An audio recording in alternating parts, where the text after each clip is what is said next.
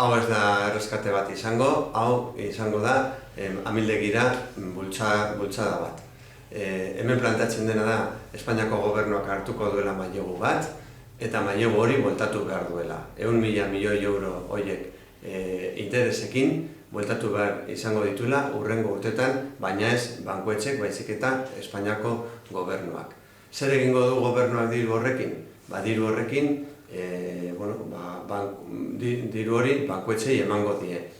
Eta ez die inolako baldintzarik ipiniko bankuetxek gero gobernuari diru hori bueltatzeko. Egingo duena da, bankearekin iragarri den bezala, bankuetxen kapitalean diru hori ipini, eta gero privatizatu oso presio merkean. Beraz, esan behar dena da, gobernuak diru hori galduko duela. Ez badu dana galtzen, iaia guztia galduko duela. Beraz,